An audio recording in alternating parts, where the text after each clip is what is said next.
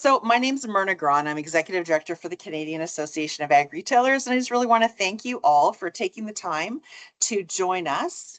And Lisa, do you have that? Okay, perfect.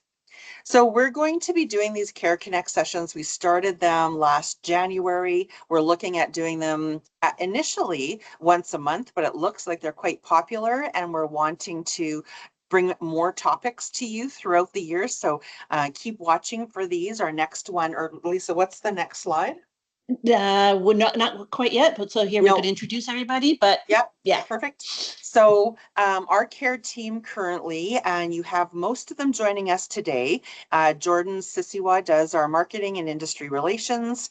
We have Diana Svensson, who just started with us last week, and she does our office administrator coordinator role. Lisa Siragusa, who you've already heard from, and who I'm sure you've heard from throughout the year. She's our member relations and training manager.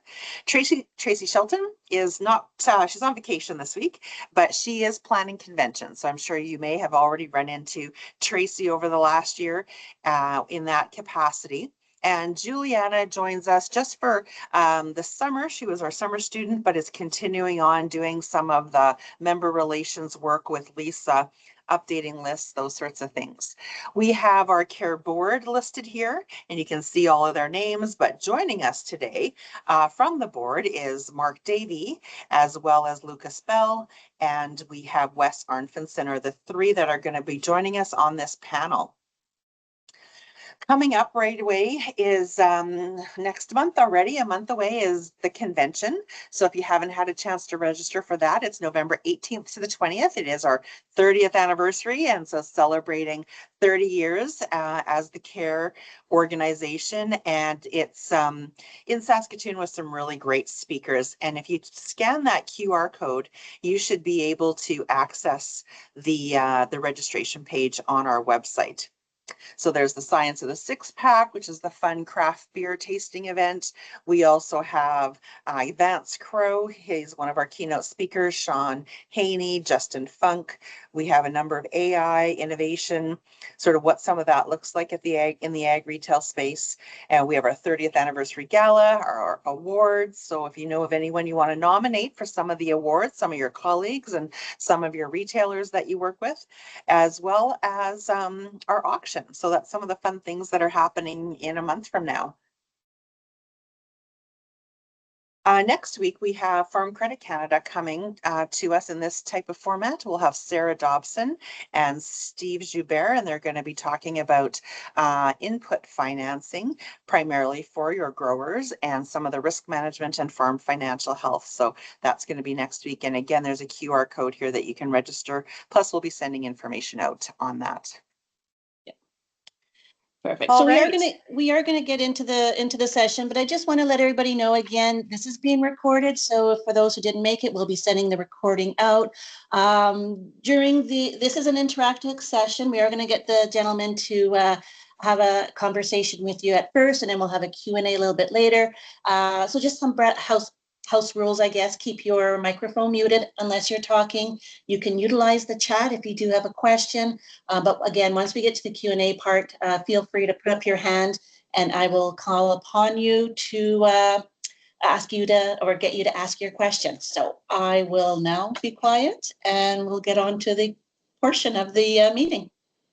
All right, so today for our advancing the supplier retailer relationships, as I mentioned before, we do have our three board members joining us: Mark Davey with Terrico, Lucas Bell with McEwen's, and Wes Arnfinson with SureGrow. So we'll start off, maybe give Mark a bit of time to get settled in, and maybe Wes, if you'd like to start, and then we'll go to Lucas and then to Mark. Just tell us a bit about yourself. Who do you work for? What do you do? What's your role? Why is this topic of supplier retailer relationships so important to you? And what are some of the things you want to share? We have a few questions we'll go through, but just to get it started, I'll turn it over to you, Wes. You're on mute.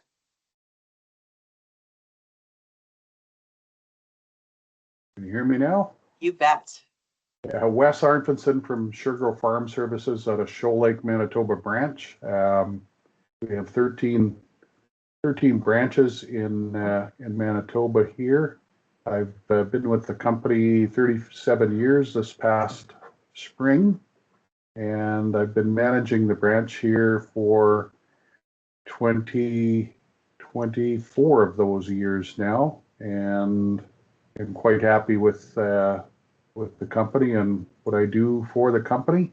A lot of good relationships with a lot of long-standing employees and a lot of long-standing suppliers and people we deal with. Sorry, Myrna, where else would you? Oh, you're on mute too. Yeah, you bet. Why is this topic so important to you, Wes? Like this whole, sharing why it's important to a retailer to build a strong relationship, but how to go about that with some of the new suppliers or new representatives from those companies. Yeah, the longstanding relationships we've got with suppliers are very important to us. People make the difference. That's foremost. As far as new suppliers, what we tend to look for is somebody that respects our time. Takes time to set up, a meeting to sit down with myself and our sales agronomists here to present their products, and then we tend to talk about it and look to see if we're interested in going further. There's a lot of companies that approach us that things don't have a fit for here.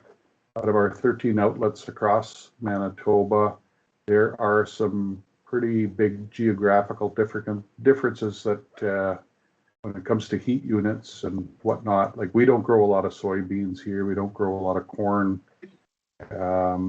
So not everything's a fit where other branches would have fits. We tend to, I tend to personally respect suppliers, reps that respect our time. So that goes to a lot in getting your foot in the door. And yeah, we've got a lot of long-standing relationships with a lot of good people, and networking is what it's all about when it comes to the care organization. Something else I guess I should jump in there with that I should have said before is the sugar organization has always held a special feeling and whatnot with the care organization, and I've been on the care board of directors now for the last 2.5 years. We've generally always been big supporters of it, and yeah, I don't know what else to add. No, that's awesome, Wes. Thank you. Lucas, we're going to go over to you. We're just trying to get Mark's microphone working. So Lucas, over to you. Yeah, absolutely. Thank you for having me on this call. Again, my name is Lucas Bell, and I'm the sales and marketing manager with McEwen's Fuels and Fertilizers, based just north of Edmonton in Alberta. Been with McEwen now for it'll be 10 years this upcoming June. Started as a sales agronomist, worked my way up to manage a location, and now I work at our head office in my current role. What my current role is today is primarily, what I do. I used to deal with farmers, I used to deal with customers on a day-to-day basis, and now I deal with suppliers. So I'm kind of the head, liaison or person within our company to meet with suppliers, whether that's new companies trying to get on our shelf or existing, supplier relationships to, companies we're already dealing with. So, again, it's been a good ride in independent ag retail, right? And really, again, why I think this topic is important. It's probably more important now than I think it's ever been, in my career anyway, in ag, is that because I really feel that, it's changed, right? I think, I don't know if it's COVID or if it's a generation thing or what, but we've always greatly valued that relationship with our suppliers, just like our farmers value their relationship with us. And definitely, we're seeing that change over the last, call it 3 years, 5 years. So yeah, really, I really wanted to be a part of this call, right? To kind of, say my 2 cents as to what I see is happening, and how we can maybe change, or how we can be a part of the solution, right? To try and improve that going forward, because like I said, there was definitely a change in that dynamic. All right, Mark, do we have you yet? Are you able to get, yes, we do?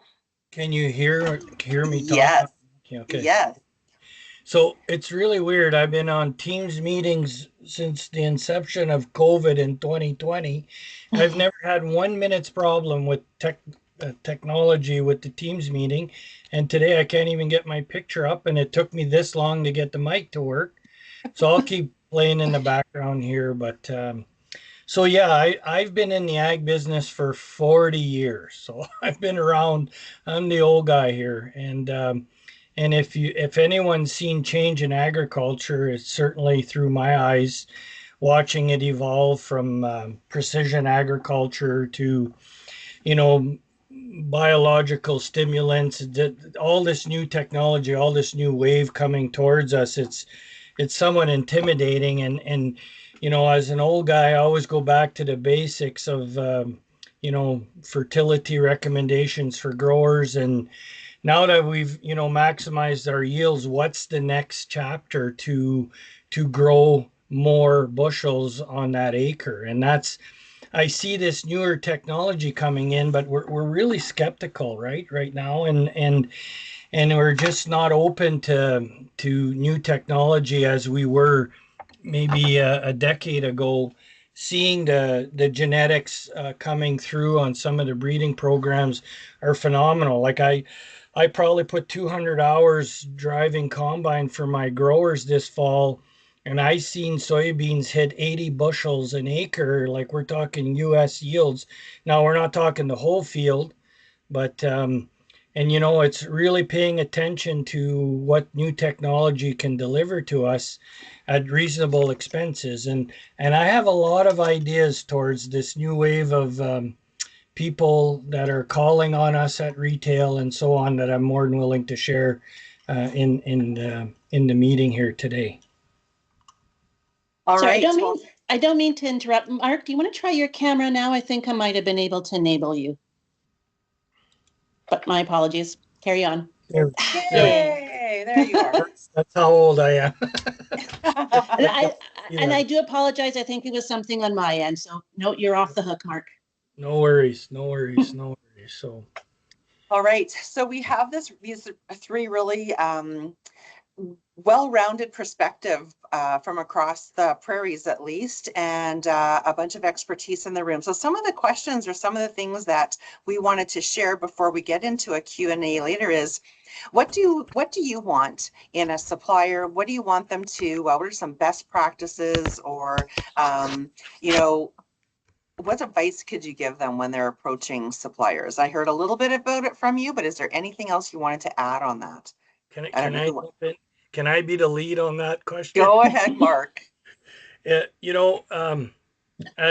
we know, the group here as retailers, there's some huge demand on our time, especially what we refer to the busy season, right? So my busy season consists of waking up at 5 a.m, and if I'm in bed by 11 o'clock that night, I'm fortunate that day. So when a supplier rep pulls up in my yard and walks through the door and demands a sit-down meeting with me and to discuss his new technology and how we can make more profit, which, I mean, we're all open to that, and new ideas and new technology, but man, if you haven't booked an appointment with me, you have a zero chance you will bend my ear for 2 minutes. Our time is so precious in the busy season. it's where they could you could really make gains and build relationships and trust and share information is what I call the off season. I mean, from about January 5th on to all the way to March, we're an open book. We're looking for new ideas and information and looking at research data and that's where I really think you could make an impact for your company if you properly professionally booked an appointment, a reason why we're meeting together, and try and stick to an agenda if it's going to take an hour. And us retailers, we're really gullible for a free lunch or a coffee somewhere. Then you can really have our attention. And I always found, got to remember, I was a sales rep for 17 years myself. Worked for Monsanto, DuPont, Koch Fertilizer, for starters of people I've worked for. And the busiest retailer on the planet Earth, when he kept saying, "No, I can't meet with you. No, I'm too busy." And one of my last resorts was, "You have to stop to eat, right?"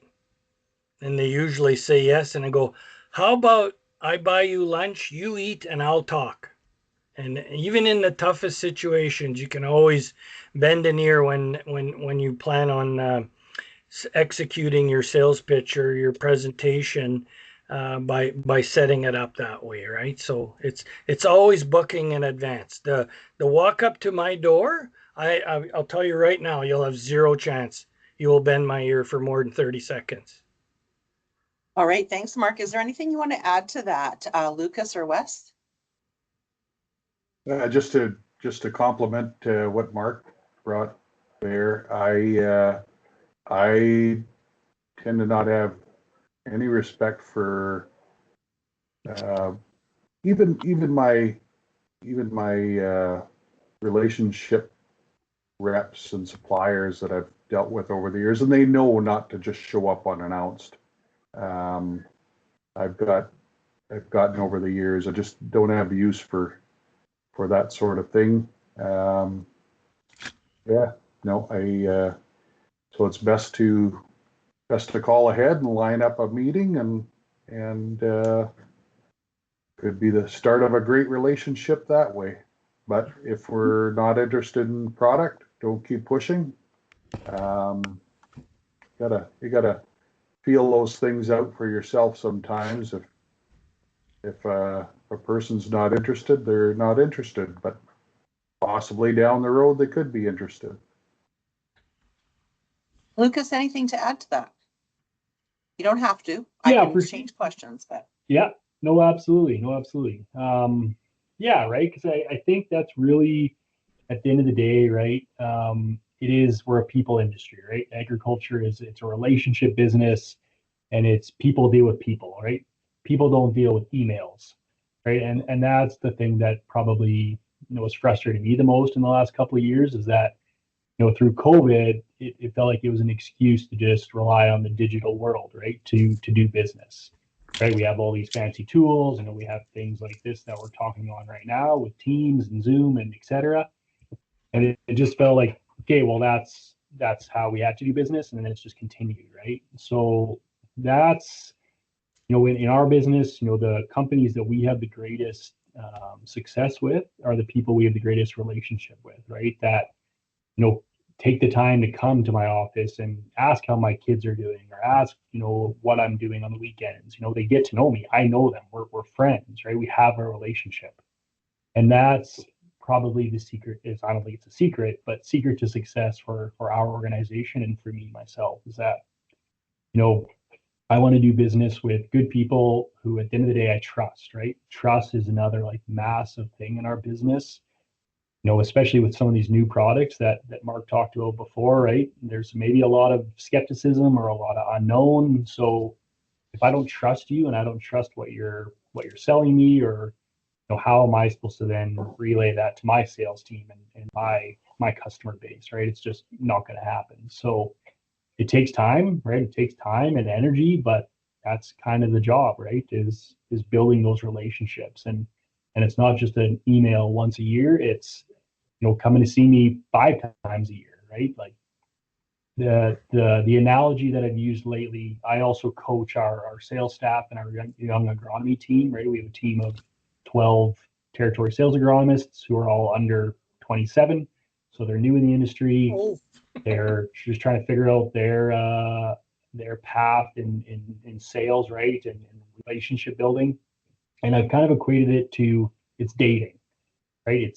This is essentially what we're doing is we're building relationships, we're dating, right? So if I'm 25 years old and I have a prospective girlfriend that I'm trying to chase or I'm trying to get to know, I do that by going on dates, by getting to know her, by asking questions about her family, about her life, right? And it's often, it's not just once a year. It's not just, I don't just send her a text, once a month.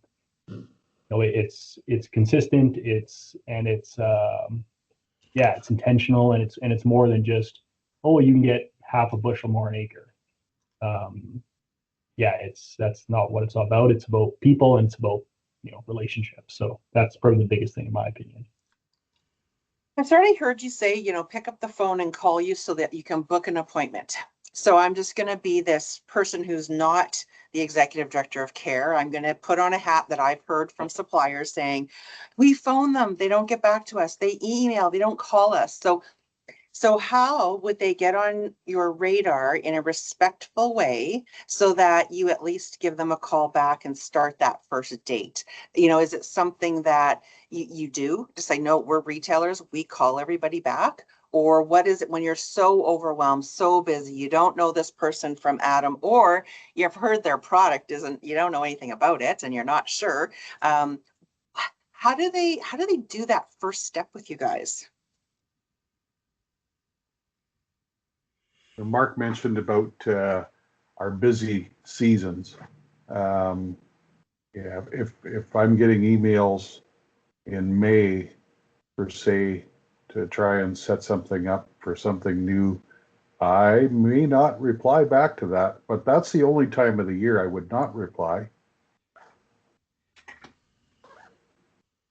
Yeah, that's fair. That's what you call the busy season and the off season. So, not to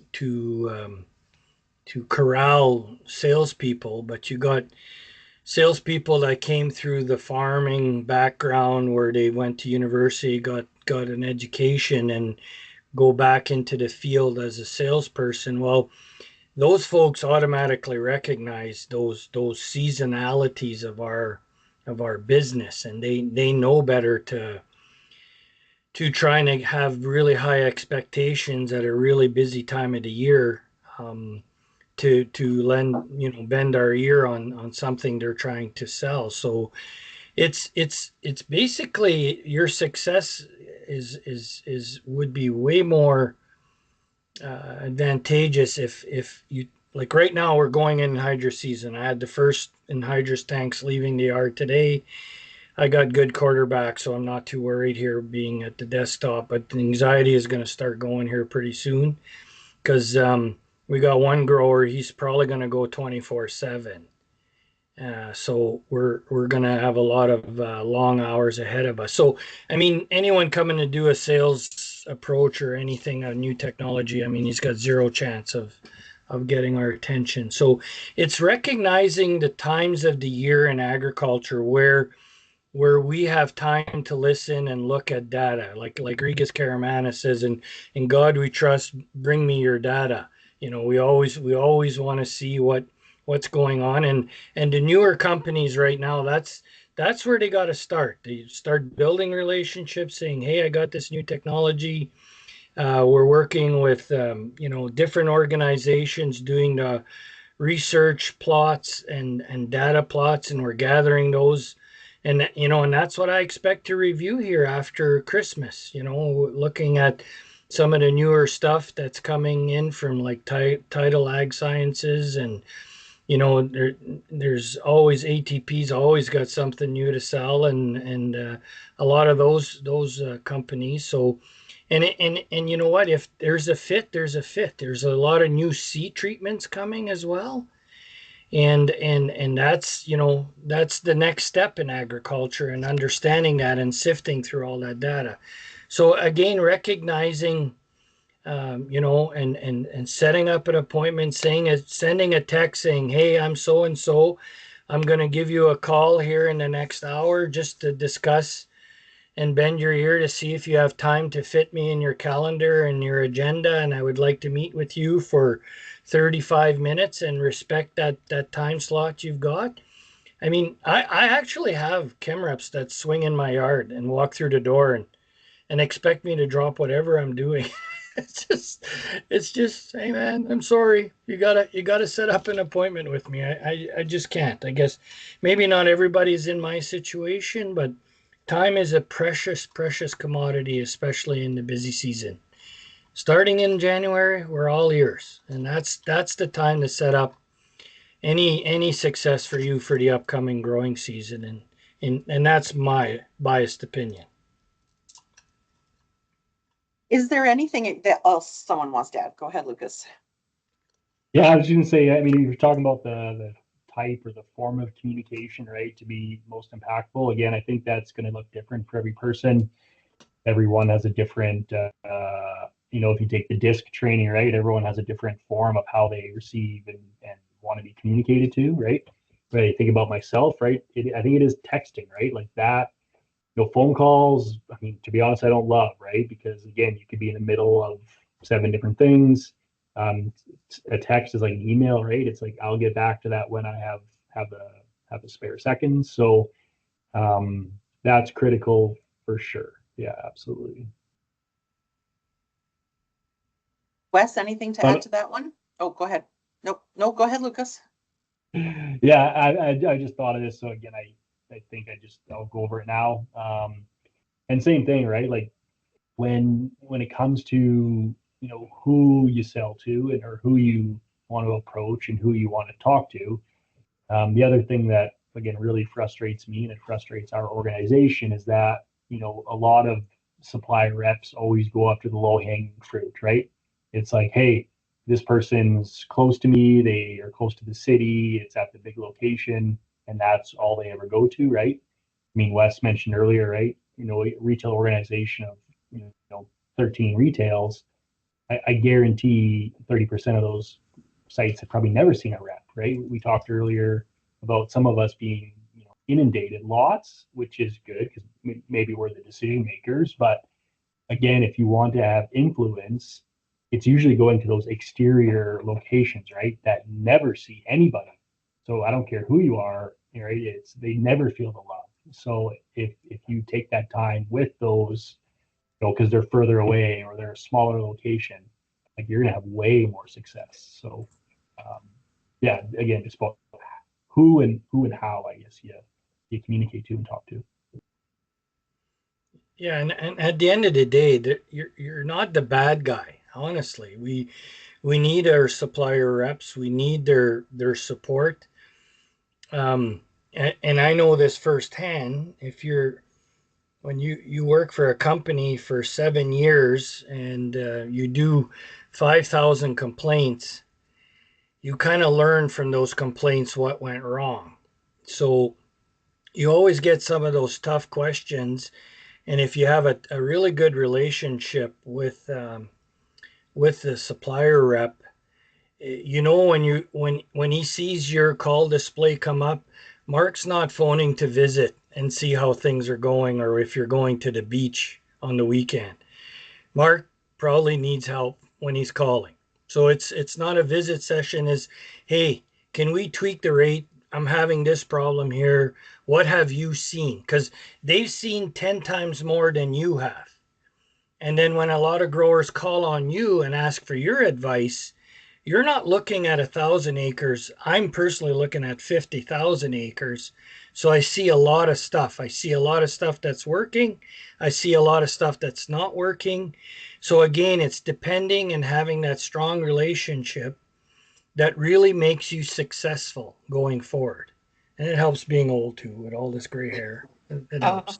You'll understand that someday, Lucas. Hey, what about So- me? Well, you're gray already.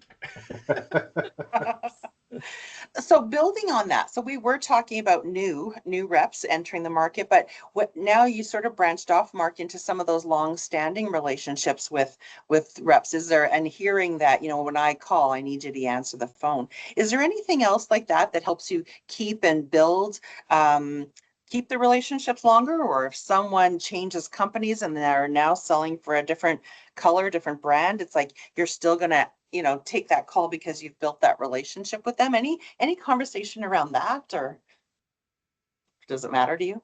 Well, you don't build respect, you earn it.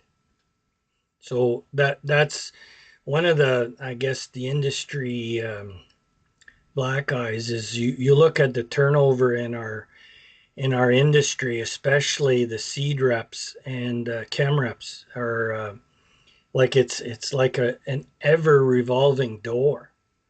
I mean, we don't see these 15-year reps anymore.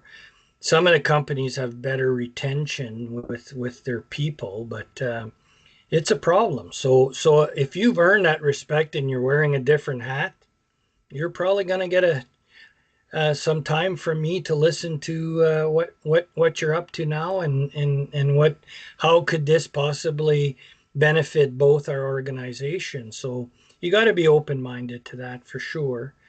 But once you have that established relationship, it's like I say, you're not talking about having fun. You're right to business. It's usually a 2-minute phone call.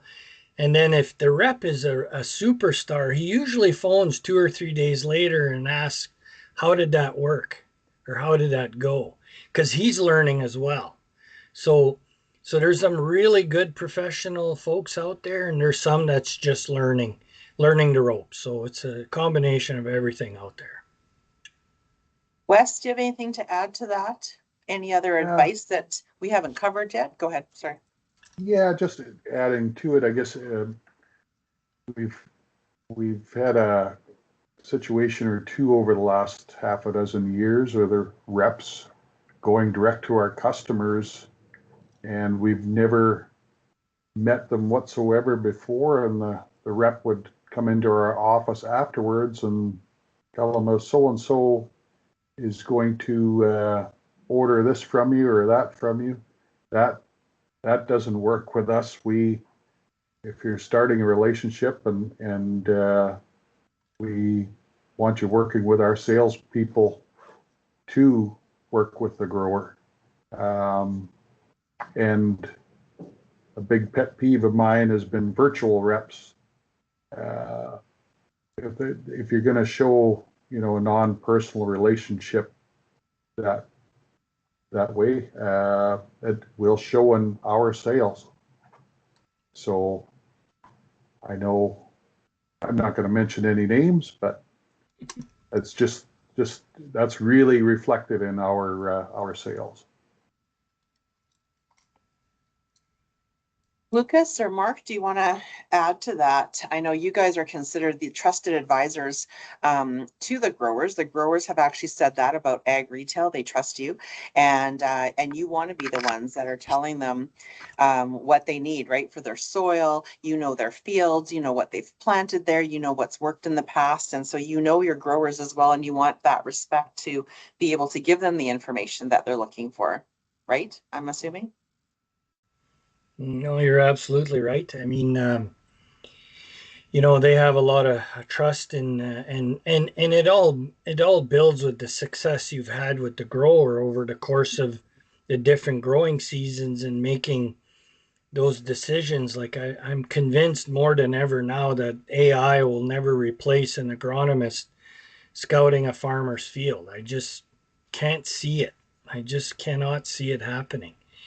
And because every year there's different challenges, different insects to deal with, different, you know, diseases to work with, properly involved with the crop rotation, with the grower, making sure he's making the right decisions. I don't know how many times I've caught growers wanting to grow corn on canola ground from the year before. So that's an absolute no-no.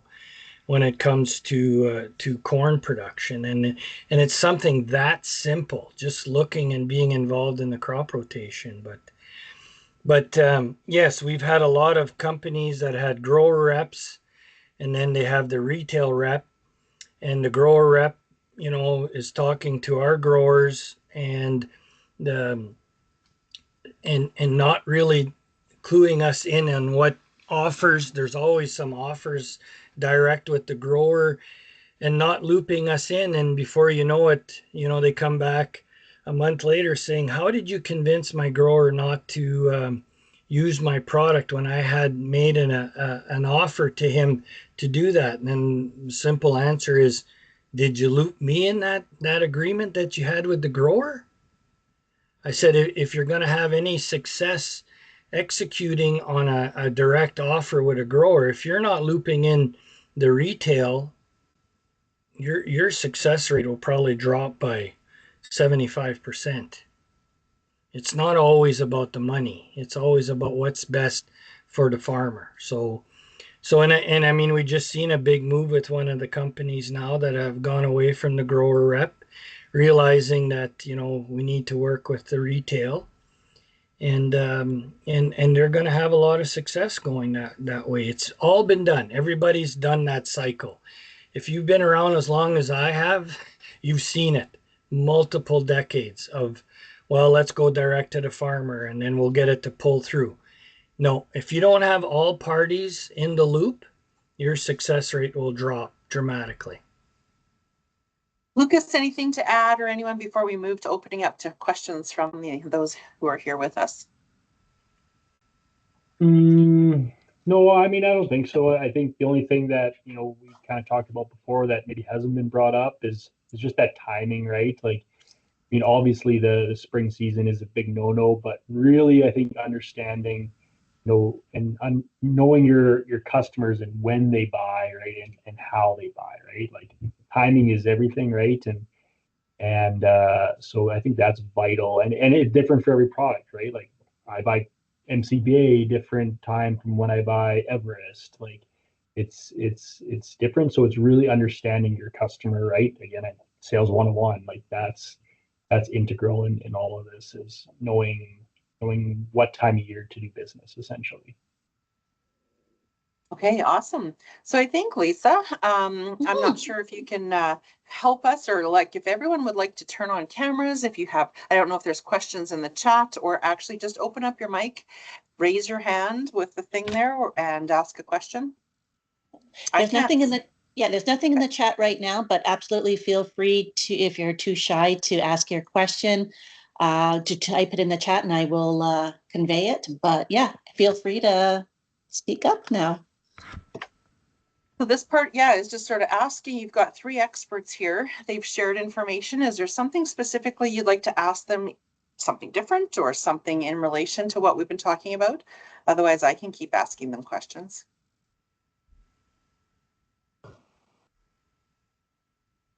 I got Priscilla. Okay. Hi, Priscilla. Good morning. Fritz Sales. Hello, everyone. So one of the questions that I have always had in the back of my mind throughout my career in agriculture, especially on the distribution side, now moving to the manufacturing side of the business, but we're looking for ways or ideas that we can get grower and retail forecasts a little bit earlier that would help us better facilitate our planning, our production, and timely delivery of our products to the retail to get a bit of a less reactive scenario. Do you have any ideas or tactics that might help you facilitate something like that, or is that just a pipe dream?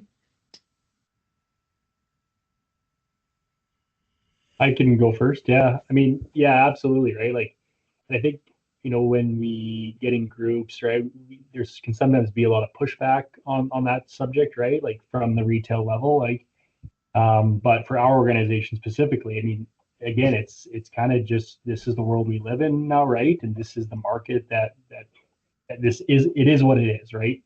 So sure, it sucks to have to talk, I have to give a chemical forecast to Agri-Resource, in a month.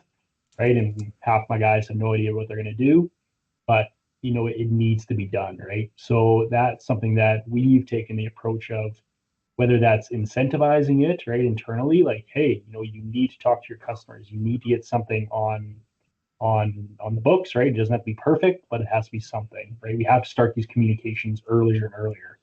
And again, there can be pushback, but that's how I've done it internally is, I incentivize our group to get out there, talk to growers and have those conversations earlier. Because again, like I said, it's vital to the chain of flow of products nowadays. Like, and I think growers get that too, right? Like, again, we've been through kind of a roller coaster of product supply and price over the last, call it 3 to 5 years. So they're starting to get that as well. And it's just, yeah, having everyone on the same page for sure.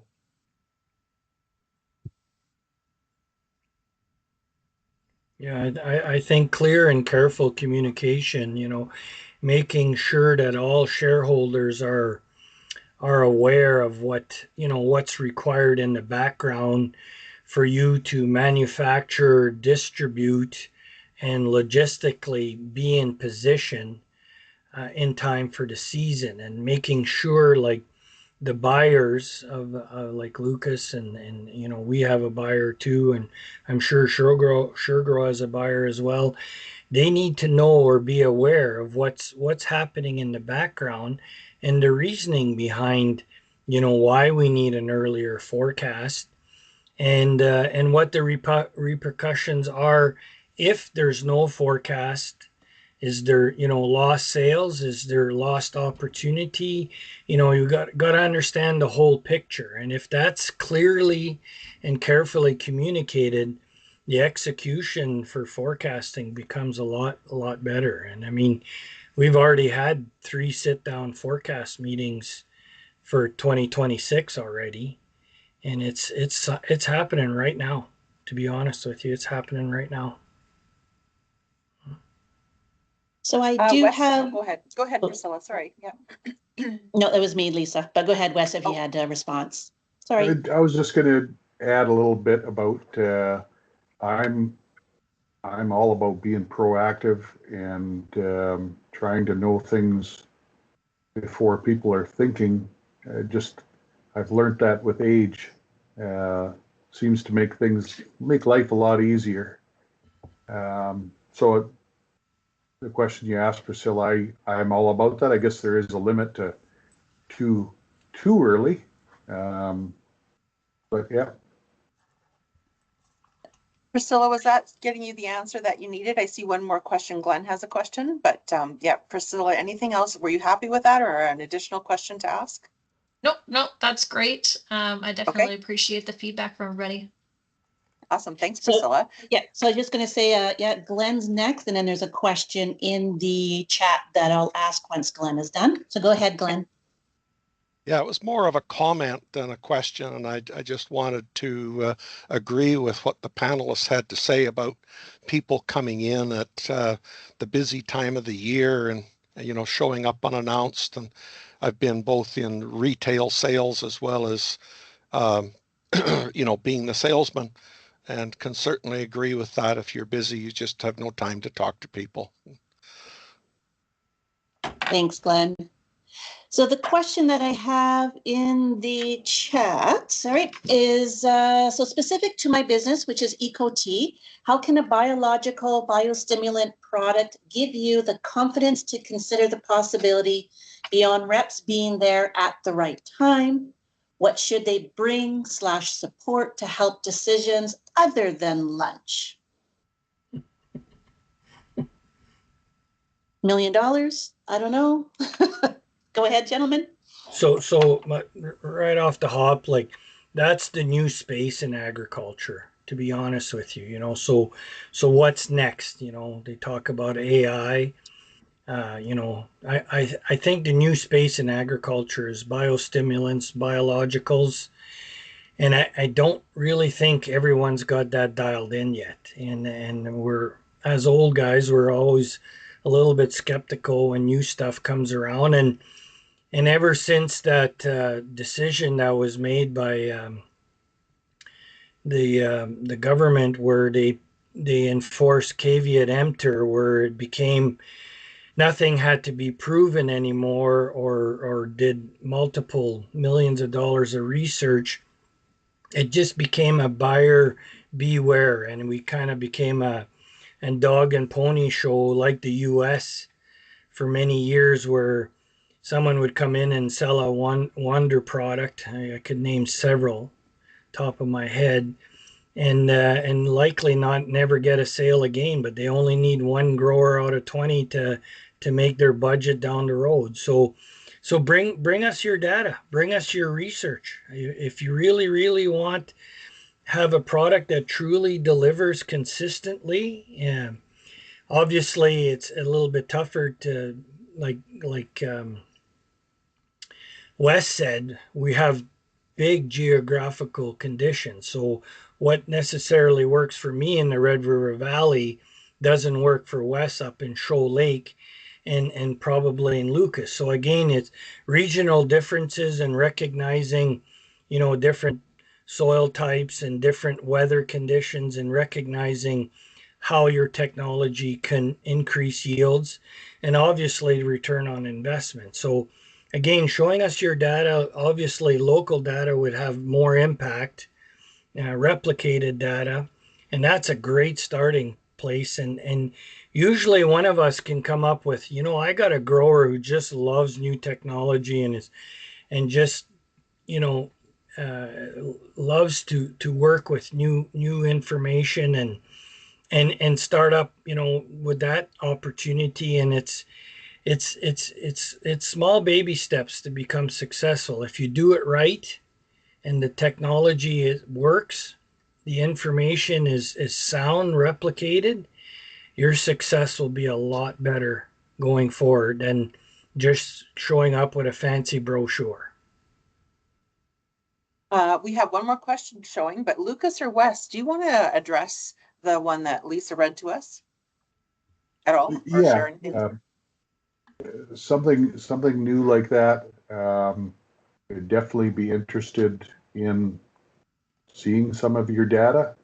We would really be comfortable in promoting it after seeing results of some of our own localized data. So if we could, get 2 or 3 trials out there in a year, like Mark said, man, we've seen some stuff over the years that, supposed to be the greatest thing since sliced bread's getting a little old for that description, but haven't we, Mark?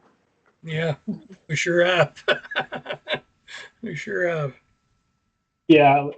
Oh, sorry. You continue. Go ahead, Lucas. Oh, yeah. I was just gonna say, right? Like, I mean, I would echo those comments. Like, I mean, literally this morning I had Solios in my office, pitching me their products. And I tell them what I tell everyone else. It's like, you need to invest in getting that local data, right? Because nothing drives me more crazy when, company X comes and says, "Oh, this works great on corn in Iowa. Sell it on barley in Barhead, Alberta, where we have a 90-day growing season and acidic soils and all that sorts of stuff, right?" So, I understand that takes money and that takes investment and that takes, but if you want to grow a brand and you want to grow a product line, I think that's what it takes. Like, that's why Bayers of the world, right, invested as much money as they did, promoting fungicides. Like, that's how it's done. And if that's not going to happen from a company specific level, then I really think you're asking us to, hey, promote my products. Again, it can't be like, here, you take all the risk, buy it, and tell me the results. It's, hey, here's the product, here's a formalized trial program. We want the results, yes, but I mean, there has to be a cost part of this as well, right? Because otherwise, again, it's all about risk and, us doing all the legwork for ultimately your success, right? So. All right, thanks, Lucas. Over to you, Craig. I see your hand up. Good morning, everyone. I'm Craig Turner from Saskatchewan. As a I worked retail for a lot of years, but do you guys feel when it comes to supplier products, are you given enough information as far as understanding the product and how to sell it in the marketplace? Or is there gaps there where, people drop off literature and you got to weed through it to understand what the person's selling? I think in a lot of cases, Craig, big differences are just individual people, reps. A rep can make all the difference in the world for information sharing. And Yeah, I've been in this business for over 40 years, so I've gone through what you guys are talking about. So I just know the company I'm with now, we're selling a product that's been in the market since 1996. And I'm sure you guys are challenged with other products the story is always maybe not really what the product does. And that's what we're faced with as a company. Um, Somebody's always got something that does something from Miracle Grow, but it really isn't. And it's more of a story than it is actually scientific, I guess, when it comes to micronutrients. Anything else have something else to add to what Craig's talking about? Lucas or Wes? Mark? Yeah. Oh, yeah, I could add, right? Like, again, I think there's definitely gaps, right? Absolutely. And I think too, like when you're coming to a retail, right, knowing who you're talking to, right? I guess. So if someone's coming in to talk to, say, my boss, Mike Beaumont, he's not involved day to day in agronomics anymore, right? Like at the end of the day, that's not really his thing. He needs to know, okay, how are we operationally going to make this make sense? And then how are we going to make money, right? Like those are kind of the two probably missing parts of a lot of these conversations, right? If we're going to an agronomy group, it's okay. Here's the agronomics. Here's how to sell it. Here's the pros and cons, getting deeper into more than just what the label says, right? And what the tech sheet says. So I think with any new technology or new product, right, because these are the conversations we're having with our farm customers. It's more than just agronomics, right? To any decision, it's economics, operations. Like there's lots of factors that go into any farm decision. So yeah, probably digging deeper, right? I think a lot of what we get presented is pretty superficial. Here's a tech sheet, helping us, you know, for the business of farming or retail, right? More than just the product. Yeah, especially Oh, in go the ahead. in the micronutrient space is a shotgun approach. I think is wrong. I mean, you need to identify regions, agronomically regions. For instance, I have areas that have a lot of peat soil, and micros is always a challenge. There hasn't been a lot of research behind it. We know coming from the US that there's always a response from zinc with corn, so there's a lot of blanket approaches of using zinc in the fertility blend or foliar application, trying to get that corn yield up and that plant health up. In the peat soils, I mean, you got dealing with organic matter that's through the roof, and telling a grower that he's not going to apply nitrogen on his land, he looks at you like you're completely Looney Tunes. And we had one particular half section this year where we applied 0 nitrogen on peat soil, and he yielded 80 bushel wheat. He's never yielded anything over 20 bushels. And we actually applied copper. So it's a more refined approach. I really think when you get into that space, if you're in the micronutrient world, the shotgun approach is pretty tough. You got to kind of fine tune where the requirements are, because that's a whole different animal than a shotgun approach to selling your product. So that's kind of the only coaching I can give you from my own experience. Awesome. Thanks, Mark. If we want to move over to David's question, David McKercher. Good morning, everyone. This will be an interesting question on relationships because we're starting to see a lot of the larger farmers are bringing in their own independent consulting agronomists.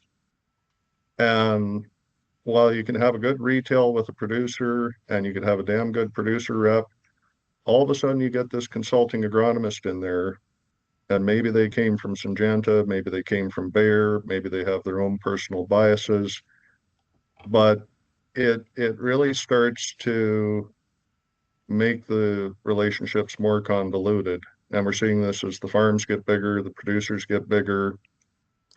How do you navigate those, especially when you have a good rep, you have a good products, your people have good relationships with the farmers, and then you've got this extra twist?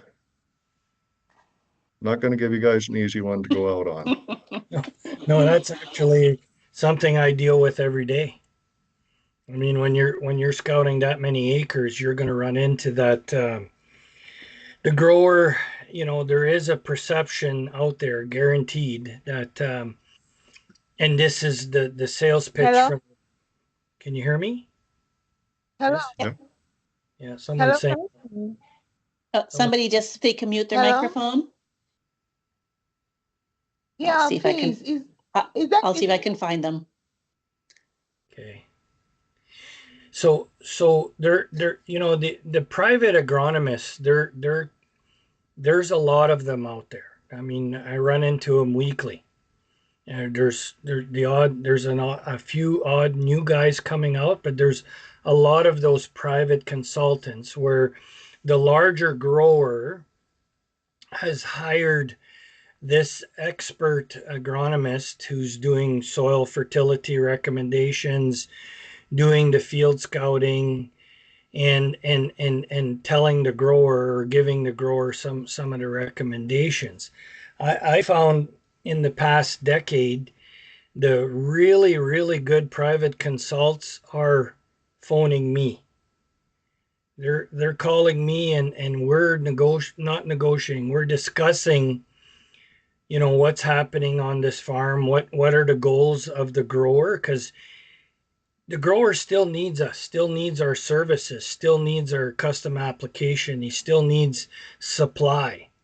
He still needs us. So instead of, that's your side of the fence, we're on this side of the fence, I take a total different approach, and I work with the private consult, and we discuss back and forth consistently on, what's the best route of action for this farmer to be successful. Because then once you've had that conversation with him, you're both singing off the same song sheet. So when he's getting direct from the private agronomist, and he's giving you a phone call, and you're both saying the same story, there's a lot of confidence in the grower's decision to move forward with what they've decided to do on that grower. So I maybe I'm totally off base here, but I personally do this where I'm not scared to talk to the private consults and discuss what I'm seeing, because a lot of times there's quite a bit of overlap, especially in my world, where we're both looking at that same acre. And you know what? The fear is, and this is what the private industry has done, is told the farmer, well, I'm truly independent. There's no skin in the game for me to recommend this product over that product. And that's correct. That is absolutely true. But at the end of the day, there are retail outfits out there that will promote a certain product line because it gives them the most profit to their bottom line, and they will get a bigger bonus check in January or February because they sold that product that made them more margin. If that producer truly trusts you, that concern goes away. And I will challenge, the private consultant, he's not in it for the money. He's trying to be successful on that grower acre. And when he finds out from me that I'm trying to do the same thing, And man, that's powerful synergy there. So I don't look at them as the enemy. I look at them as a partner to work with and to be successful on that farm. And I think that's important, Mark, with the ones you can work with, and then you have the other ones that you don't work with at quite as high of a level, possibly. I have one of those. I have one of those. Yeah. Yeah, I hear you. I hear you. It sounds great on paper or in the world, but the reality is it's not as smooth as we think it is. There's some guys that just are working against you right from day one, and don't kid yourself. I have that situation as well. So, but for the most part, we both have the interests of the grower's success in mind, and once they understand that's your platform, it things go a lot easier going forward. Yes. Okay, thank We you. do have two more Lucas, questions. Wes? Yeah. Ourselves here, wanted to see- David, I don't have a lot of experience with private consultants in this area. I really don't. I'm blessed. Or maybe But I not.